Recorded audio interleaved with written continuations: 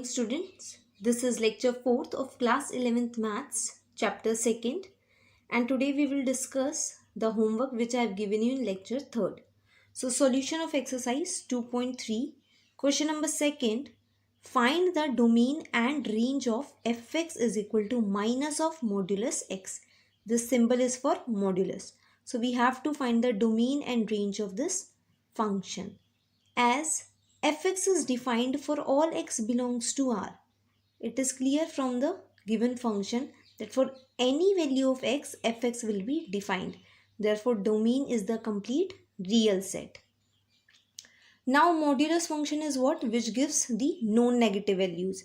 Non-negative values means either 0 or positive values, right? So, the values from 0 to infinity.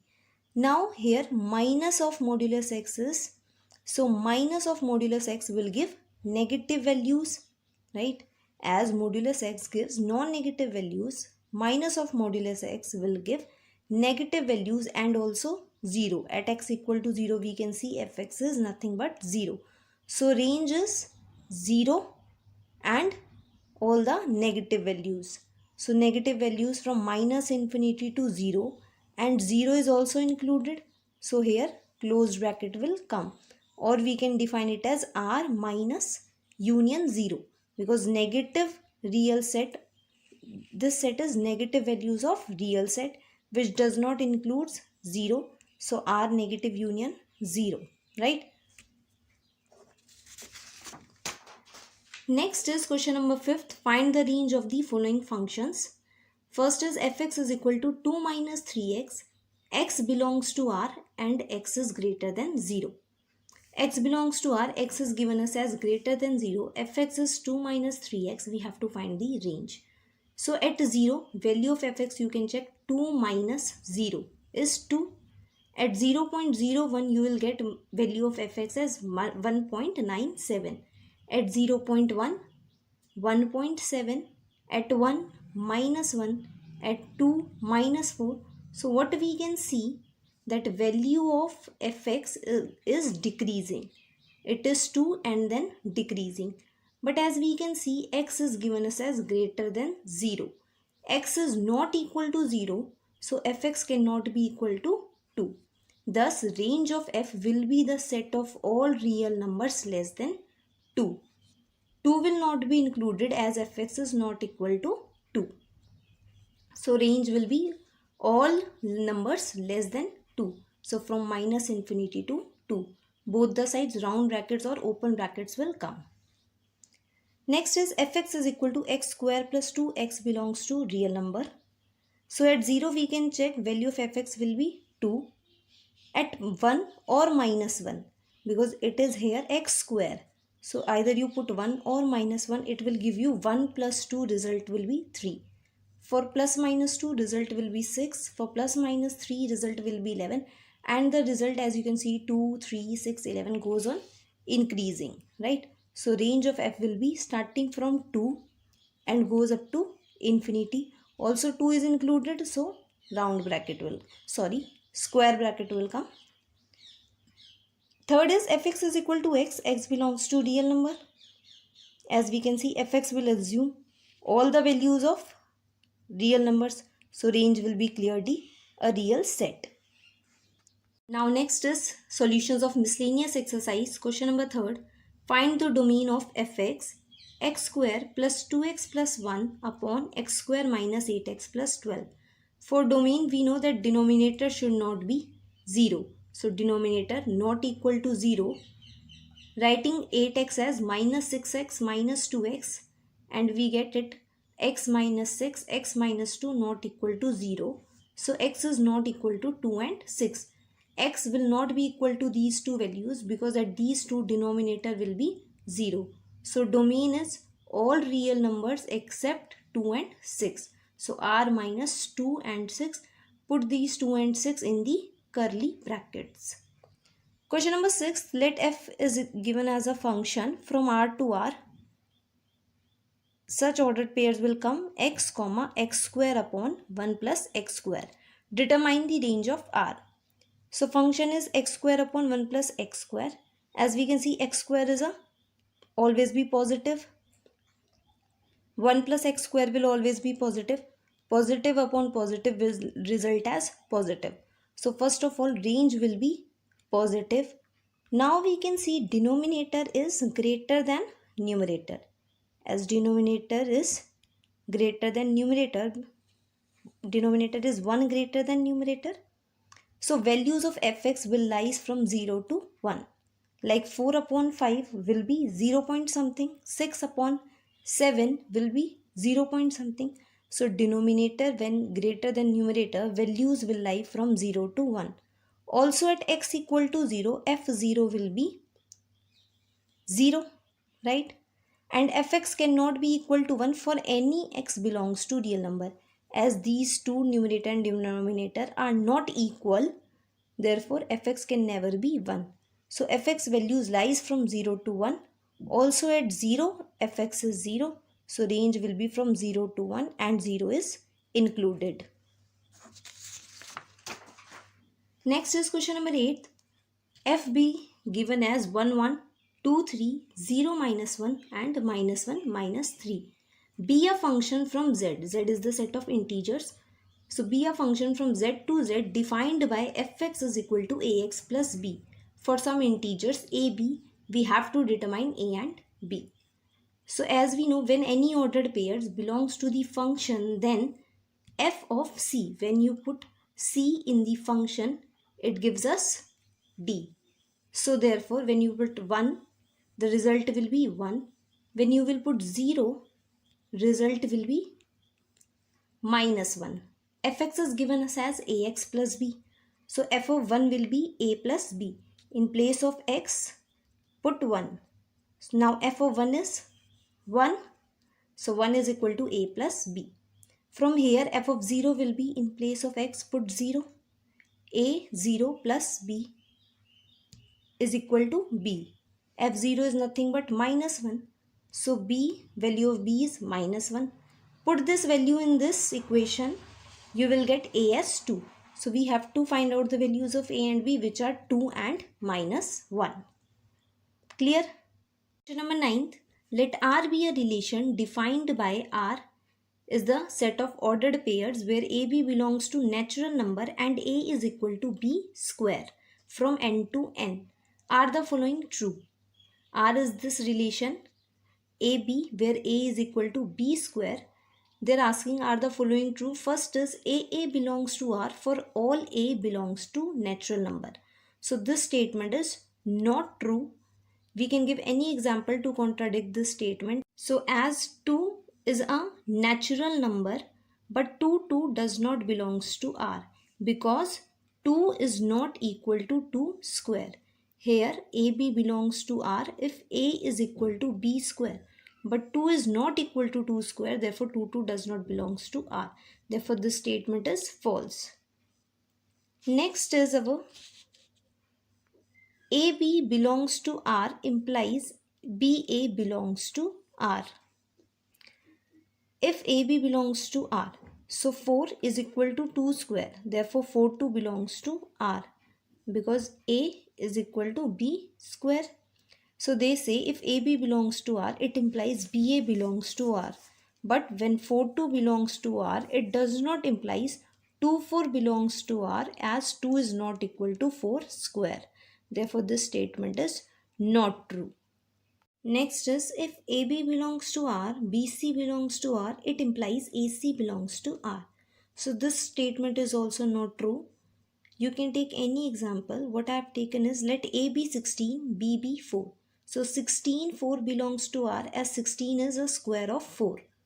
Now B is 4. 4 belongs to R because 4 is a square of 2. But it does not implies that AC belongs to R. That is 16, 2 belongs to R as 16 is not equal to 2 square. Right? So this statement is also false. Number 11th. Let F be a subset of Z cross Z defined as F AB, A plus B where AB both belongs to the set of integers. Is F a function from Z to Z? So F will be a function from Z to Z if each first element of F has unique image. This we know, that first element should have unique image. So let's see. Let A be 1 and B is equal to -2. So relation is basically AB comma A plus B. A is 1, B is -2. So AB will be -2 and A plus B will be -1. This belongs to F. And let A be 2, B is equal to -1. Now this ordered pair will be -2 comma 1. As -2 has two images, 1 and -1. We can see -2 has one image -1 and the second image 1. So when a first element -2 has two images, therefore f is not a function. Question 12. Let A is equal to 9, 10, 11, 12, 13 and let f a to n be defined as fn, highest prime factor of n. Find the range of f. So the first element will be from the set A, that is all these elements, and range will belongs to the natural number. We have to find the range of f. So f9 will be highest prime factor of 9, which is 3. Similarly, f11 will be highest prime factor of 11, which is 11. f10 will be highest prime factor of 10, which is 5. And similarly, f12 is 3, f13 is 13. Therefore, range of f is nothing but the values of fx. So 3, 5, 11, 11, 13. This is the range of f. Summary of chapter 2nd. Now we will discuss all the topics we have done in this chapter. So first is ordered pair. So what was ordered pair? That let P and Q be two sets, then ordered pair of elements taken from the sets P and Q is written as PQ, where P belongs to P and Q belongs to Q. So ordered pair is nothing but the pair from the two sets where the first element belongs to the first set and second element belongs to the second set. If two ordered pairs are equal, then their corresponding elements are equal. This is about ordered pair. Now next is our Cartesian product of sets, and we know what is Cartesian product. It is the set of all the ordered pairs from P to Q, right? So the set of all ordered pairs PQ, where P belongs to P and Q belongs to Q. This is the Cartesian product of sets. Now there were some note that number of elements in P cross Q is number of elements in P into number of elements in Q. If either P or Q is an empty set, then P cross Q is an empty set. If either P is empty or Q is empty, then P cross Q is an empty set, right? As we can see this example also, P is the set 1, 2, Q is the set 5. P cross Q will be empty because it will not contain any ordered pair. Next topic, okay, some notes are there. If number of elements in P cross Q is m, then number of subsets of P cross Q is 2 raised to the power m. If A and B are non-empty sets and either A or B is an infinite set, A and B are both non-empty, but if any one of them is an infinite set, then their Cartesian product will be an infinite set. And this is the triple cross product A cross A cross A, which contains all these ordered triplets A, B, C, where A, B, C belongs to A, right? The next topic we have studied is relation. So what is relation? For this, consider two sets P and Q. Now P cross Q, you know, P has 3 elements, Q has 3 elements. So P cross Q will have 9 elements, right? So introducing a subset, we can obtain a subset by introducing a relation between the elements of P and Q. For example, we have introduced this relation that y is divisible by x. So we got this set as our relation, which is a subset of P cross Q. So relation is nothing but subset which is described according to the relationship between first and second element, subset of A cross B. And its visual representation, we can do it by arrow diagram. In arrow diagram, take one set this side, another set this side, and map the elements, like one here is mapped with 4, 6 and 8. So 1 is related with 4, 1 is related with 6, 1 is related with 8. 2 with 4, 6 and 8. So relate 2 with 4, 6 and 8 and so on. 3 is related with 6. So relate 3 with just 6. This is the arrow representation of the relation. Second element y is called image of the first element x. Clear? Domain was the set of all the first elements of the ordered pairs in the relations, where range is the set of all the second elements of the ordered pairs of relation R. Codomain is the whole set B, and range is either equal to the codomain or a subset of the codomain. We have taken this example also, that A, B and R relation is given. So second element is the image of first element. 2 is image of 1, 5 is image of 4, 6 is image of 3. Also domain, all the first elements. Range, or the set of all the second elements. Codomain, the complete set B, right? And we can see range here is a subset of codomain. It can also be equal to the codomain, but here it is a subset, right? Next, number of relations from A to B. As we know that relations are nothing but the subsets of A cross B. So number of relations from A to B is number of subsets from A to B. So number of subsets will be 2 raised to the power m, given if number of elements in A cross B is m. And we have done this example earlier also. Now next topic is our functions. So function is what? A special type of relation only, where every element of A has one and only one image in set B, right? Relation function is a special type of relation in which every element of A has unique image in B. Function is denoted like this, that f is a function from A to B. If any ordered pair belongs to function, then we say f of A is equal to B, right? That is, putting the first element in the function, we will get the second element. Now B is what? Image of A, and A is pre-image of B. So these relations are given and we have to check if they are function or not. So R is a function. Why? Because the first element is not repeating. That is, all the elements has the unique image. Second, we can see is not a function, as 2 is repeating. First element repeats, that means that the first element has more than one image, so it is not a function, as 2 corresponds to two different images, 2 and 4. Right? Now f is a function from A to B, then its domain is the complete set A, codomain is the complete set B, and range is the set of image of all the elements of A. So if A is this, B is the set this, and f is given to you this, so domain is the complete set A, codomain is the complete set B, and range is the set of images of elements of A. So elements of A are 1, 2 and 3.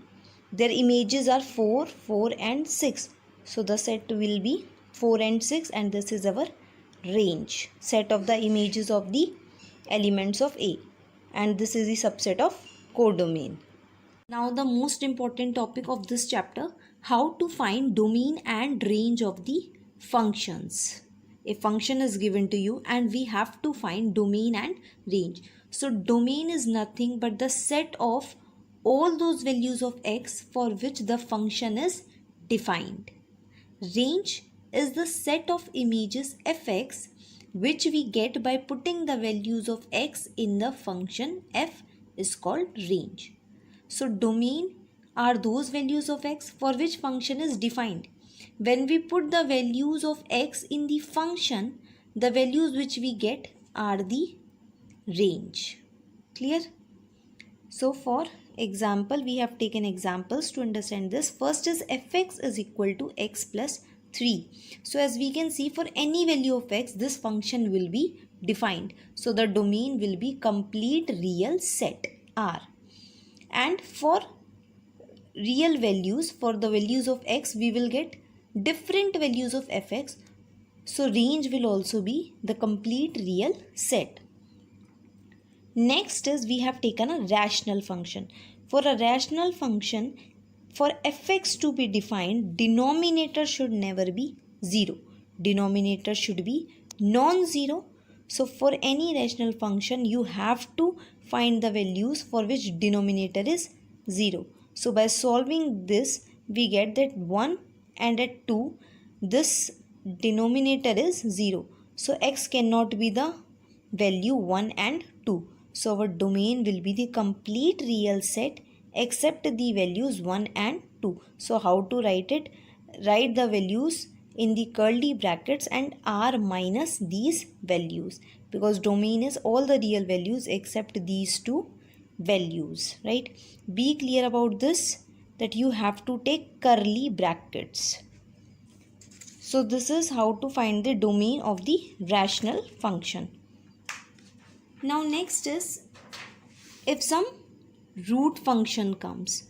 So root is defined whenever it is positive or 0, but it should not be non-zero. So the inside value is either equal to 0 or greater than 0, but not less than 0. So x minus 1 equal to greater than 0 means x is either equal to 1 or greater than 1.